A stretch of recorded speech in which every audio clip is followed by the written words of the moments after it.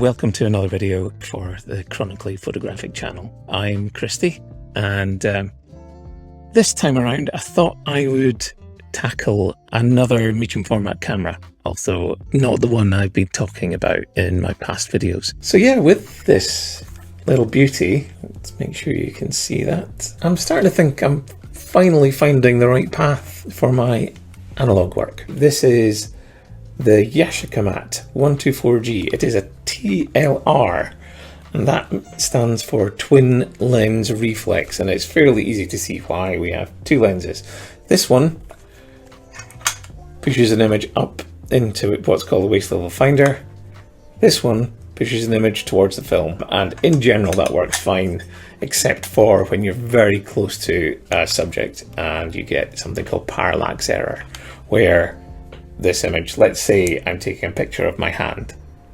If I have my lens very close, let's see, can you see that? Then obviously only the taking lens is seeing my hand, and as far as I'm concerned, looking through the waist level finder, I'm seeing nothing. So when you're very close, obviously that changes as you get further away. When you're very close, parallax error is a problem with twin lens reflex cameras. But yeah, it's a nice, so I keep on putting it away, it's a nice little thing. It's got a decent little waist level finder. Yeah, so you look down through here, see what's in the composition, the composing lens, or whatever you want to call it, and away you go. And it's a really lovely thing to use. A Yashicamat 80mm f3.5 lens, and that goes from f3.5. In fact, I can tell you because I can do this.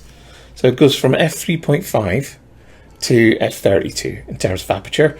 It goes from 1 second to 1/500th of a second plus bulb for shutter speeds as well, and it has a Copal SV shutter, and it seems to work really nicely. I think I was quite lucky. I lucked out and got a decent model. One thing I will say, it's got a self timer. I don't know if you can see that. Okay, out of my face, you can see a little lever here. That's the self timer. It seems worryingly stiff on mine, so I don't want to push it. One thing you should never do with these cameras is force something, so I'm just going to assume that it's seized. It's of no consequence to me anyway, because there is a little slot for a little remote gadget to stick in there. Also, you can lock the shutter so that you can't accidentally take images when it's in the bag, which is important. Wind on is this crank, which is rather nice. I'm not going to go into the major details of how to load it. I have a Peak Design capture plate on the bottom, which gets in the way a little bit, but it's still usable, of the mechanism that releases the back. You can see there. Let's have a look, see. Can you do that? Yeah, there you go. And that's how you load the film in. A new film goes in there and then ends up top, which is quite nice. What else? In terms of size, it's actually, for a twin lens reflex, I feel like it's quite dinky actually. Certainly a lot smaller than the Mamiya C220 that I have but cannot use because it is broken. Yeah, so it's 77. Let's have a look here. 77 by 148 by 101 mil, which for a twin lens reflex camera is actually quite dinky. I was quite impressed by that. It's relatively heavy. It's a good throwing weight, I'll give you that. It's 1.1 kilograms. I used to, when I was in university, I used to scare the guys who were in charge of all the camera stock. They were geniuses, those guys. I used to scare the living daylights out of them. I'd get a Hasselblad lens out or whatever, and I'd heft it in my hand and say that was a perfect throwing weight. So I always refer to these kind of cameras in terms of how well I could throw it. And this one feels like I could throw it a fair distance. But yeah, I wouldn't. It can take 120 and 220 film, although that's relatively pointless to talk about nowadays. I mean, let me know in the comments, but I can't think of a 220 film that's available, certainly in the few months that I've been researching. What else? So this is effectively the last twin lens reflex that Yashica made. They made the 124 up to 1970, and then this from 1970 to 1986, which is actually relatively recent by these standards. Oh yeah, I forgot to mention, it has I don't know if you can see there, there's a little light meter, and basically what you need to do is match up the needles. It only switches on when you open up the waist level finder, as far as I know. There's the actual light meter itself, well, the light receiving part of the light meter. I mean, it takes a battery which goes in here. I think these are still available. The thing is, it's not, if you have an external light meter, if you have a handheld light meter, it really doesn't matter about this at all. So I haven't used this meter at all, so I don't really know if it's any good, and I would probably just stick to my own light meter, which I know works. So yeah, what else have we got? Yeah, focus knob on the side. It's a bit like the Minox, where you can choose your aperture and then say, all right, if I do this at f8, then anything between, I don't know, 6 meters and 20 meters will be in focus. It's actually quite a nice little system, and very, very good for, as long as you know it works. So you need to test first, but as long as you know that everything's working well with your camera, then it's a great way of being sure that things are in focus. The one thing I've had problems with, there's been two things. The first thing I had problems with is, and it's not really possible to tell here, I don't think, but that viewfinder is actually quite dim. I believe there are modifications. You can replace the ground glass relatively easily, so I might do that, because it was fine in dark conditions when I first opened up the box and had a look, and I thought, oh, that viewfinder's quite bright. But I took it out into daylight, and actually things got a little bit more difficult. So be aware of that. You might have a dim viewfinder like I did. The other thing is the wind on. I have problems, or I've had problems with the roll of film I put through, in that it seemed to wind back when I went back to, so you wind on, and then that is supposed to cock the shutter, and you're good to go. My first 2 or 3 frames overlapped quite considerably, and the spacing between the others wasn't perfect. So I don't know if that's something I've done wrong, or if it's a problem with the camera. I mean, the only way to find out is to shoot some more rolls of film, really. So that's what I intend to do. And I mean, I'm sure there's other stuff there. There's like a flash sync. All of these things I find. I mean, if I was going to the effort of shooting with flash, I would shoot digital. So those kind of things are irrelevant to me. So I haven't really tested any of them in terms of flash sync. Oh, the other thing is these 2 little knobs here. These are what change your aperture and shutter speed. I think the left one is the aperture. My left, your right. The right one is the shutter speed, which is a very unusual way of doing, or certainly to me, I hadn't seen it this way. Essentially, it's a Rolleiflex copy. So these controls are very similar to the Rolleiflex, but I'd never used the Rolleiflex, so it was all new to me as well. And the other thing to bear in mind is there is a Yashica 124B, which is almost identical. It just doesn't have the light meter. So if you're not going to use the light meter anyway, might be as well to just get the B. So yeah, I do really like this. My only concern really is the spacing between the frames, and just making sure that I'm not wasting film. So I'm going to have to look into that. But I really enjoyed the process of using it, and it did make me feel like I was finally on the right path with this stuff. So yeah, pleased as punch with it, to be honest. So let's go out and have a look-see what it was like in the hand using it out on location.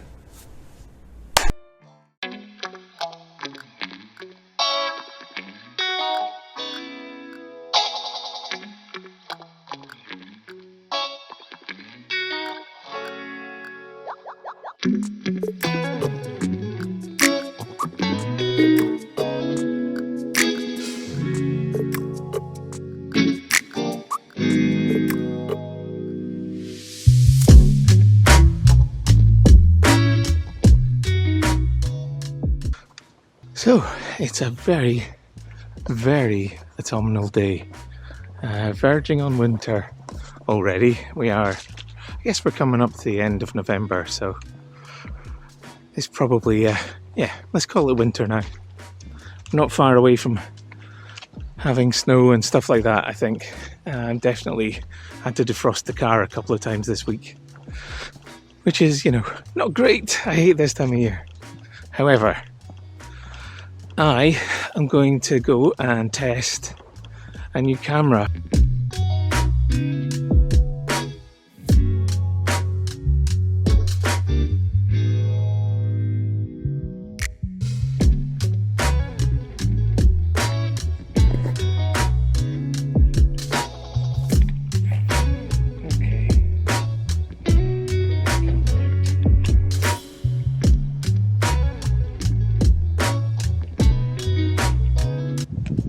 Today I think I'll focus on these two.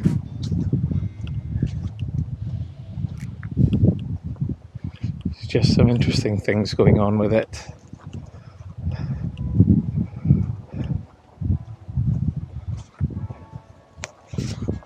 But yeah, I think I've got, oh, and there's more up there.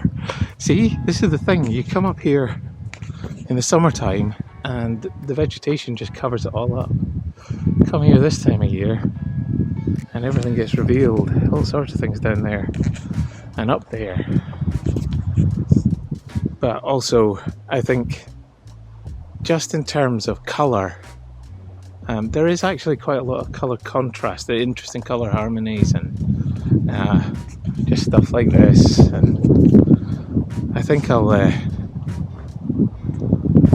definitely do this in colour.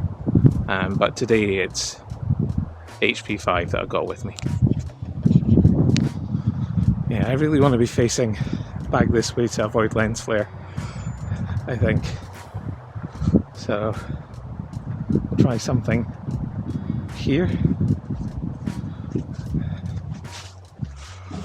See what we can do with that. Okay. It is difficult, I have to say, getting your verticals right in the waist level finder when everything is flipped horizontally. It's difficult. And let's make sure everything's in focus. Yeah, I need a different ground glass, I think.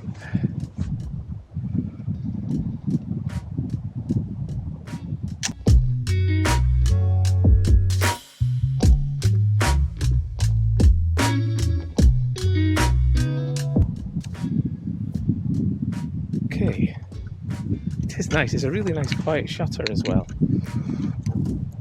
Can't actually do f3.5 on this light mirror, so I can do f2.8. Let's go to f4.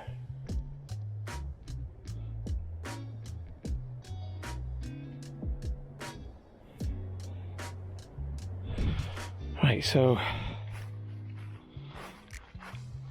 it's saying 125th of a second at f4. Yeah, change focus but nothing else here.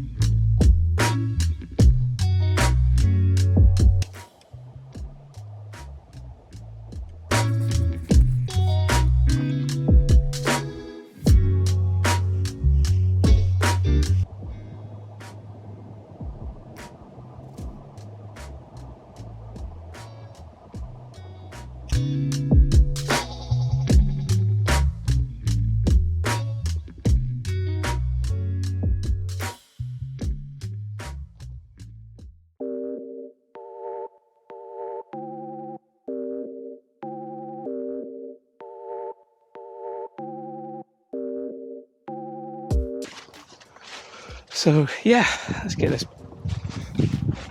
cap back on all this hipstery way, shall we? Right, first things first, I need to make sure I've got all my keys. There's my house key. So, ergonomically, I really enjoyed that. I can't see how the C220 would have been much better in terms of use. But you know, I'm going to get it fixed and we'll try it anyway. But as long as the images are good from this, fingers crossed, because this is the bit that always gets me with A, film, and B, second-hand purchases. Yeah, as long as they're good, I think this could be the medium format camera I stick with, because I really like it. In terms of using it, I really like it. Right, so let's have a look at these images. One of the things I'll say from the outset is, actually, I think I should probably have done these in colour. I don't think the black and white is the right treatment here. But, you know, I had some HP5 in my bag, and I just wanted to test the camera. I'm going to be coming back to this subject with colour film to really work it through.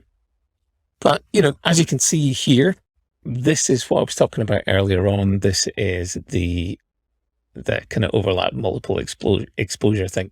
It's really strange, actually. It looks like there's kind of 3 separate exposures going on here. And I'm not quite sure how this bit in the middle works, because it seems to be a strip on its own. So there's some strange stuff going on there. But yeah, if we have a look at one of the images, so this was the first image this is one of the first images I took. Not my favourite, I wouldn't call it wonderful. But yeah, you can kind of see there's a little bit of camera shake in there. I think that's me. I forgot my release cable. I voiced my concerns at the time of recording as well when I was out on location that I thought there might be some camera shake, and there is. But in terms of rendering everything, it seems fine. Let's have a look at something a bit better than that though. So if I flag my favourites, there we go. So these 5 are my favourite shots. I've worked these up a little bit. And you can see there's actually details quite good. Just spotting some cleaning I have to do, but I'll do that at another date. In terms of shadow rendition and detail in the shot, I'm really happy with this. And this is the kind of shot I'd be happy with in terms of telling a story. You might not stand on its own, but in conjunction with all these other shots, I think it does start to say something about the place. Again, this is another prime example of I would have been much better off working in colour. This was very colourful graffiti against the kind of autumnal colours, which are probably gone by now. This is December. So I think it was right at the tail end of kind of some leaves remaining on the trees. So I'm not sure. Might have to wait until spring or maybe even next autumn before I actually go back and work this up properly. But I'm looking in there and seeing a reasonable amount of detail. It's not too bad in terms of camera shake, I think. And yeah, I'm relatively pleased with that. Again, not a standalone image, but I think it works relatively well. This, I think, is probably my favourite. Arguably, this extraneous piece of grass I should have noticed and taken out. But equally, arguably, it adds a little bit of context. And I could theoretically remove it if I wanted to.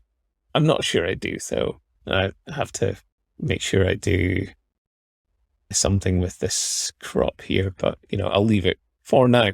But yeah, you can see in there's actually, you know, when things are nicely focused, certainly around this area and just kind of the tail end of the graffiti there as well. There's actually quite a nice amount of detail here. And I ended up quite pleased with this. And I think that works as this would probably work as a kind of primary image for if I was to make a photo story about this little place. This is a secondary image, I think, but again, it tells something of the kind of dilapidated nature of the area. You've got the kind of leaves in the dark here, this old kind of crumbling building. And yeah, and I actually really quite like the way, so I can't remember what f-stop I was using. It may well have been very low because I wanted to just have almost everything be on this plane of focus. And I think the lens is lovely in that respect. I'm really, really impressed with the way it just throws everything out of focus that you don't want when you want to do that. So yeah, I'm impressed with these. Finally, again, this is another kind of secondary image, but I think it's probably one of the stronger ones. Again, just kind of nature kind of sandwiched between these two dilapidated old work buildings. And yeah, you can see there's some lovely detail in amongst here. Yeah, I'm quite pleased with the way this is working, and certainly it's something I can build on. If you've seen the Perkio video that I did, there was I came away feeling like there really wasn't much. I think it's probably a bad copy in terms of the camera, but in terms of the images that I got out of it, I didn't really think there was many redeeming qualities in them. But these, I'm happy with. Certainly as a test roll, I'm really pleased with what I got out of it. I think the only problem really is the spacing. And again, I have to make sure. So I think this is probably a good example of you can see the motion blur, the camera shake there. I really need to make sure I've got a cable release on hand. I do have one, I just didn't pack it for whatever reason. I don't know. But it's nice. The rest of these are, certainly the 5 that I've chosen out of the 10 non-ruined ones. Yeah, I'm quite pleased with those. I think they work quite well. I think there's plenty of detail in there. I think I could probably make this a little darker because I've just brought up the shadows a little bit too much. But again, in terms of detail, I think it's there, it's fine. And actually, I'm quite excited to come back here with this camera, this lovely little camera, and work in color, which is something I never thought I'd say.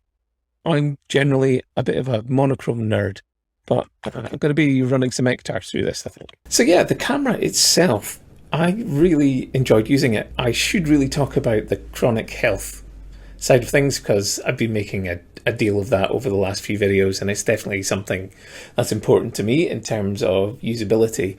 And surprisingly, for all that it's heavy, I'm finding it absolutely just fine. I guess that is because I'm using it with a tripod for the most part. I might do a test to see what it's like handheld. I suspect that 1.1 kilos of weight, as long as it doesn't tire me out, might actually dampen any shakes that I've got. And this is something that I'm finding is quite weird with when I tried to test the pack set and it failed. One thing I noticed was that the lightness of the camera was actually, any shakes I had, I felt like I was making any kind of motion blur or camera shake worse. And even with the Minox, I was balancing this extremely lightweight with nothing dampening any kind of handshakes and stuff like that I have on a fairly regular basis. So if you're in the same boat, it's interesting. And actually, let me know down in the comments if you are in the same boat as me with chronic health issues that affect your creative practice as a photographer. What do you do? What is it that you find helps, and what is it that makes it worse? What I'm finding is really quite surprising is that outside of tiring my arms out, heavier cameras seem weirdly better. I don't really get it. But anyway, we'll see. And yeah, aside from that, yeah, I felt like that was really good fun. I enjoyed that. And I'm definitely going to go back and try and work up that project. We'll see. I might do both digital and analog, I'm not sure. I'm going to do another vlog before Christmas. Nobody watches them. Well, 20 people have watched my vlog. Something like 600 people have watched my Minox video, which for a first ever video is I'm pleased with. So yeah, I'm going to do it on the vlog and probably just use it as a way to map out what I'm going to do in 2022, because I actually think it's worth trying to give this YouTube thing a go. Now, I enjoy the process. I really love making videos, and they seem to be, people seem to like them. So I'm going to keep making them. And yeah, do let me know down in the comments, what do you think of this? Have you used it? Do you have any, I've got the wrong way around. Have you used it? Have you got any tips for me? Do you know of any issues that you've come across? Have you come across this negative spacing issue that I seem to have with the wind on lever? Is that something I'm doing? Does problem exist between subject and camera somehow? Yeah. And if you've got any questions about it, I'm not an expert in the Yashicamat, but you know, I'll try and answer as best I can. And yeah, stay safe, stay well, stay happy, and bye.